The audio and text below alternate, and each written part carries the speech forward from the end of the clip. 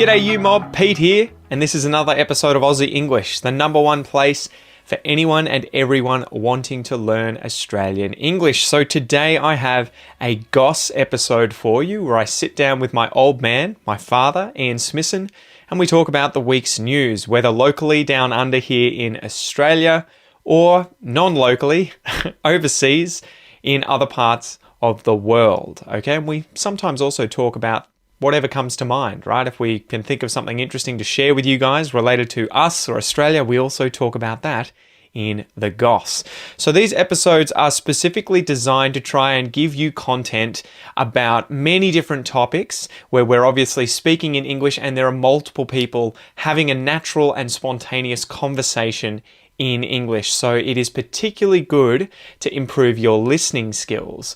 In order to complement that though, I really recommend that you join the podcast membership or the academy membership at aussieenglish.com.au, where you will get access to the full transcripts of these episodes, the PDFs, the downloads, and you can also use the online PDF reader to read and listen at the same time. Okay, so if you really, really want to improve your listening skills fast, get the transcript, listen and read at the same time, keep practicing, and that is the quickest way to level up your English. Anyway, I've been rabbiting on a bit. I've been talking a bit.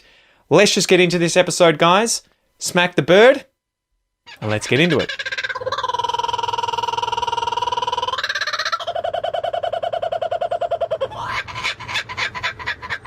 Dad, what's going on? Hey, Pete. What's the Goss?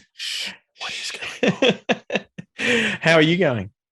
I'm going well. Yeah, the sun's out. What's going on? Today was supposed to be pissing with rain all day, and it rained for 5 minutes this morning, and the sun's been out. So wasn't that meant to be the forecast for the entire week? It was like 80% chance of rain. Look, the low pressure system that's sitting over the western side of Bass Strait got stalled, which does happen at this time of the year, and it went north, which happens. So that explained why we got delayed. But it was supposed to keeps being stalled and sit over the top of us, but it's apparently buggered off. So not complaining. No, I had a plan a week ago that I was going to go out and do some walking in the local wildlife sanctuary and do some photography. And then I cancelled that today because I thought, no, it's going to be pissing with rain all day, so I'm not going to bother. I'll do something else. Have they still got wallabies there? They do. And there's actually a eastern grey kangaroo that's been seen there now too. So I wonder if you just like have random people who just capture these animals around Australia and then drive to Ocean Grove. And the wallabies are not surprising. It's big enough that it will have had a long-term black wallaby, the swamp wallaby population.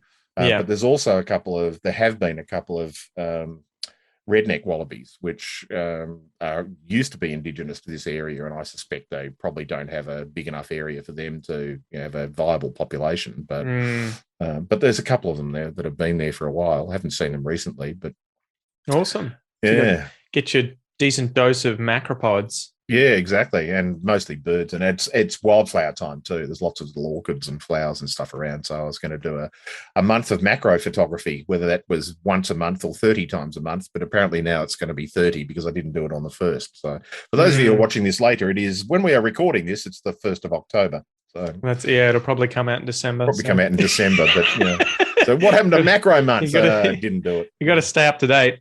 So I've got a story here about Gurry, Gurry.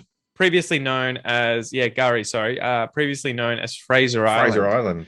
So the world's largest sand island is returning to its first Australian origins, with Fraser Island being renamed Gurry. It's very difficult to work this out. I had to see the actual phonetic spelling because it's K apostrophe Gari. Yeah, and that actually, I read the story as well before you sent it, and I have this, and I'd love to, and I will do it. I'll make a little project of mine one day to, next time I'm having a chat to an Indigenous person, as to actually ask them how we determine spelling using the Latin alphabet of Indigenous language. Because if the word is Guri or Gurry, and it's Gurry, well, they have here pronounced, and then in quotation marks, Gary or Gurry. So why isn't it just spelled Gurri? I'm in no way being negative about it, because clearly at some stage Indigenous people have decided this is how we use the Latin language to actually Yeah. use the subtlety. Because I suspect, and you'll know, being multilingual, I'm not, that subtlety in pronunciation of language is often lost to people who are not native speakers of that language. Yeah. Yeah. And Kel can't tell the difference between bread and Brad, which you and I hear that as going, they are Light and completely day. Yeah, different. night and day. And she can't hear it, and she just simply can't, because the same phonetic sound that we have would be pronounced exactly the same in Portuguese, and so she would hear it as the same thing.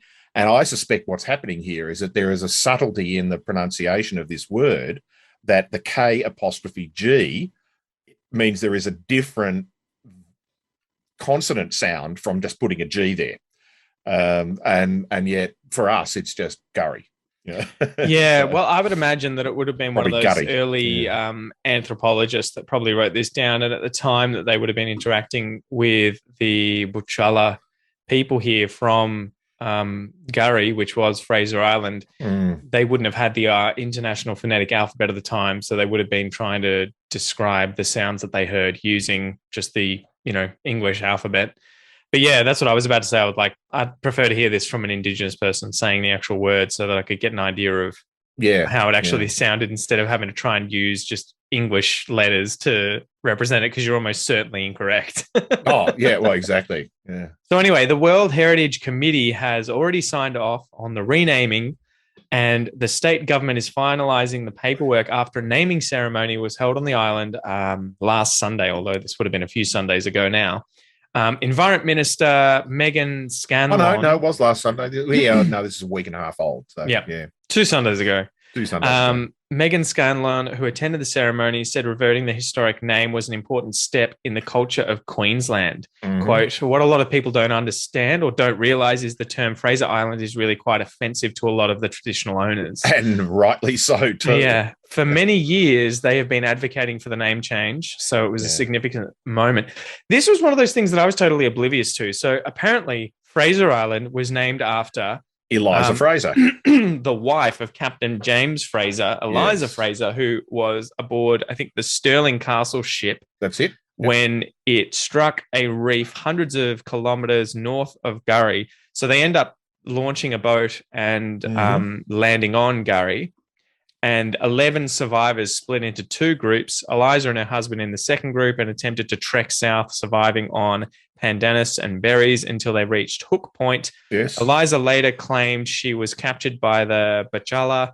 Her husband either died from starvation or from his injuries. Many other survivors of the same shipwreck later disputed Eliza's claims of capture and ill treatment. So apparently she was, I don't know, ended up falling in with the Butchala people. Yes. And then they've obviously, given her enough food and water and taken care of her, whether or not they captured her or, she just stuck around with them and they were like, here, have some food and water. No issue. But then later she's effectively just shat on them, right? And being like, these horrible people captured me and forced me into living here and blah, blah, blah. I haven't read her actual story, the memoirs that she wrote from this time, but I've read a few people who are reporting on it. Yeah. And it reads like a 19th century Mills and Boon romance novel, allegedly. And clearly she has fantasized the entire story, whether that is a subliminal fantasy that she has interpreted all the things that went on through what we would expect as a middle to upper class European woman, being stranded in this situation, which must have been extremely traumatic for terrifying, her. And her husband's died, and she's left with these native people that she can't communicate with. But all of the other sailors who ended up in the other group, who equally got taken on by another group of the Butchala people, said, these guys came and rescued us, and they looked after us, and eventually no issues. So she just made the whole lot up. And that's the objection that the local people have had all the time, is that, and because not only that, but once her story got out, it then generated effectively it wasn't quite a massacre, but it was effectively an extermination of those people on the island. Okay. Not all of them were killed, but it was, we've got to get rid of people on this island. You go, well, what difference does it make whether they're on the island or on the mainland? But and so that's where the local people there have all, for the entire time, have objected to the use of the term Fraser Island for this place, because they say this does not represent the Indigenous owners of the land. Well, even worse than that, it was, this person who, for all intents and purposes, was a bad actor, right? Did everything for herself and threw shade at the Indigenous people where it wasn't warranted. And they end up having to live on an island that they've been on for probably thousands of years, and it gets named after this, piece of shit person who's just crapped on. Not only that, but they were killed and taken away from the island. Yeah, exactly. So they're just like, that blew my mind. At first, I was like, why are they changing Fraser Island's name? Because I had absolutely no idea about the backstory, and I'm like, oh my god, it's taken this long. The national park. National Parks of Queensland changed the name of the national park, which is the majority of the island, to Gurry. Earlier this year, I think it was sort of March or April, that they changed the name. So the actual formal changing of the name of the island has sort of followed from that, which is a good thing, I reckon. So well, and we should, given the irony that we have so many places in Australia that use Indigenous names, more and more do this. You look at it and go, why aren't we reverting to the Indigenous names when they are known and they have been in continuous use all the way along? Pronunciation aside, but I think that's it's a good thing that we're actually using the original names for these places. And particularly a place where this is such a famous place. It's a World Heritage Area, and we only have 2 or 3 of them in Australia. It's a World Heritage Area. You've been there. It's an amazing place. Well, you describe it. I went there with you. What, I would have been 12? It was 2000. Yeah. Okay. So I would have been 12, 13 years old, and we ended up doing a 4-wheel driving trip there. Yeah. And this is one of the places in Australia where you will find the most purebred dingoes in the wild, because they're obviously stranded on this island. Arguably the only ones that are left, because they're isolated on the island. Everywhere else in Australia, there's intermingling, and for a long time, it had been illegal to have dogs on the island. So as a result, there hasn't been a long-term interbreeding of dingoes and human created breeds of dogs. Well, and was this before any children had died on the island as a result of the dingoes that we went there? Were there, I think there might have been a couple, but there've been a lot more since, because I think the population of dingoes has increased. The number of visitors there has increased. And so you throw those two things together, then the interactions between humans and dingoes is going to increase. Well, I think people aren't just, and they're just not aware. Scavengers. Dingoes are scavengers. So, people aren't aware of the fact that these are wild dogs and that they're going to be opportunistic. And if they find, a child on their own that's a toddler or something, or a baby, there's a story that was on I don't know if it was a current affair or 60 Minutes or something, but it was one of these couples that had gone there and left their baby in the caravan or the tent, and the dingoes just opened the tent and were pulling the baby out of the tent when they got there, and were like, "Whoa, what the hell are you doing?" But for them, it's just a small animal. Well, that's it. Why would you not? Yeah, exactly. But there have been some tragic deaths on there. Coming back to Eliza, the last thing that sort of put the nail in the coffin for me with her was here. Eliza later secretly married another sea captain, Captain Alexander Green, in Sydney, and they both returned to England aboard his ship, the Mediterranean Packet. Controversy followed when she appeared before the Lord Mayor of London to request that a charity appeal to be set up for her 3 children, as she was left penniless after her husband had died, previous husband.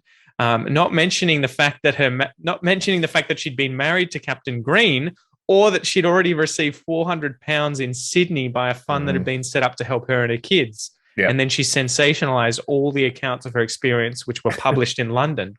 And it's one of those irritating things. This happens quite a lot, I've found, and we'll probably talk about this in the next story about, I think it's Tom Wills, right? Yes. Where a lot of the time back then in the 1800s, the English, especially those in London, in the media, in the press, went nuts for stories about people interacting with Indigenous people. Yeah, well, it was the adventure they usually thing. Blew them way out of proportion. I think that William Buckley, who got lost, who ends up running away as a convict in, I think it's 1803. 1803, yeah. In what was he on? Portsea side of the bay here in Victoria, on the Mornington Peninsula, and ended up on the Bellarine Peninsula. He ends up with the Watherong and stays with them for 35 years, and then finally ends up coming back into Western society, and then going back to Great Britain. Tells his story, but I think it gets published in the newspaper, and then all these accounts of cannibalism and all this other crap ends up in there. And and he said, "I didn't say any of this." Yeah, he was like, "What the hell are you talking about?" Yeah, and so it is crazy to see how much that historians today, in particular, have to read this and always take it with a grain of salt, and be like, a lot of it we have to just kind of take out of it what we can in terms of places. And it was the fantasy of the exotic, and this is you got to remember, in the 19th century. This is at the same time as zoos started to appear in Europe. Yeah. Originally, they were private zoos. Just very wealthy people would go out collecting animals, or have them collected on their behalf and bring them back. And then they became public zoos. And it was as I said, the fantasy of the exotic. Being able to see can you imagine if you'd grown up in central London, in the streets of London for your entire life, and you go to a zoo and you see an elephant? It's just, and then the stories around that. The elephant looks fearsome and everything, and gorillas, which are about the most passive animals on earth, became the King Kong myth. And so this was all about fantasizing the adventure, and it always had to be dangerous, and Indigenous people always had to be headhunters and cannibals. There was never any of this, they just looked after me, and then a few months later somebody found me and I went back to civilization, whatever that means. It always, there was a temptation both from the audience and the author to go to the extreme. Mm-hmm. So, this is original clickbait. Yeah, well, exactly. Yeah. Well, you want to sell your story? What's your story? What's the better story? Sprinkle some cannibalism in there. Put some cannibalism in there. What's the better story? The last thing I guess I wanted to end this episode on was talking about the fact that Gurry is derived from a Dreamtime creation story, and the following comes from Fraser-tours.com. The name is derived from an Aboriginal Dreamtime story about a goddess named Gurry who fell in love with the earth and never wanted to leave. According to the story, the gods set out to find a place for humans to live who had newly been created. Gurry, alongside Yen Jingi, the messenger of the great god Biril, was sent down to earth to find such a place. But Gurry herself fell so in love, she never wanted to leave. She was then changed her into, that's weird. Maybe she then changed herself into the Great Sand Islands so that she could stay on her beloved earth forever. Biril placed lakes, forests, flowers, animals, birds, and people there to keep her company. So, pretty touching story. Much better one than calling it Fraser Island. Yeah, exactly. And it is paradise, and the word now means paradise in the local language. So, and it is. It's an incredible place. Yeah, it's insane. I remember when we went there were quite a few of these streams, right, with just crystal clear water that you could kind of line and float down. Yeah. And, it was just, really beautiful. This is water that's been filtered through sand dunes for 1,000 years by the time it pops out again and heads out to sea. So, yeah. Insane. Anyway, let's finish up there, guys, and we'll see you next time. Bye. Peace. Alrighty, you mob, thank you so much for listening to or watching this episode of The Goss. If you would like to watch the video, if you're currently listening to it and not watching it, you can do so on the Aussie English channel on YouTube. You'll be able to subscribe to that. Just search Aussie English on YouTube. And if you're watching this and not listening to it, you can check this episode out also on the Aussie English podcast, which you can find via my free Aussie English podcast application on both Android and iPhone. You can download that for free, or you can find it via any other good podcast app that you've got on your phone. Spotify, podcasts from iTunes, Stitcher, whatever it is. I'm your host, Pete. Thank you so much for joining me. I hope you have a ripper of a day, and I will see you next time. Peace.